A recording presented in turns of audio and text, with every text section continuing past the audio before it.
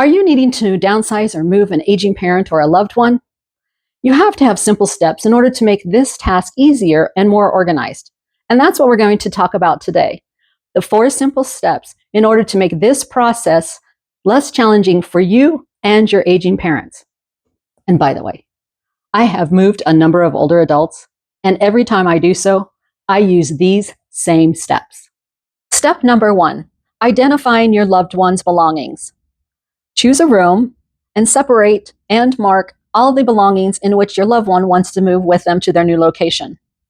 I either choose 1 room a day, or if it's more than 1 room, I'll do only up to 4 hours a day. All the movement and the hassle and the quick decision makings makes it very hard for an older adult to do more than 4 hours. So if you want to maximize your time and still have a good time with your aging adult and parent, only do 4 hours in one day. Number 2, packing. Who's going to pack all of the loved one's belongings? You? Your friends? Maybe you're even going to hire it done. Be sure you have all of the supplies before you start packing. Supplies are now easily accessible at your local hardware store, or also those storage containing companies. They also provide packing materials and boxes. And then mark your boxes, identifying which room they will be moved into on moving day. Step number 3. Oh yeah, I did change locations. That chair over there was just not comfortable for filming today. Anyway, back to step number 3. That's moving day. It's going to be a hot and a long day. Be sure you have all your supplies available and ready for when you're going to be moving your loved one's belongings. Plan out what vehicles you're going to be using on moving day. Yours, your family's, friends? Are you going to rent a vehicle, or are you going to hire a company? And very important is, who's going to help you move all of your loved one's belongings?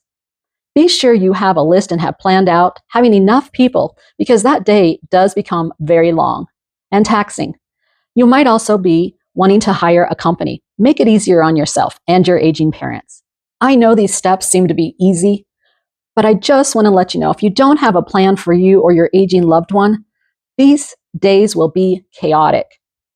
So step number 4 is unpacking. Who's going to help you unpack? Again, the more people you have, the quicker it will go, and it will be so much more enjoyable for your aging loved one. So have a list of who's going to unpack. With that list, though, be organized and have a plan where everything's going to be.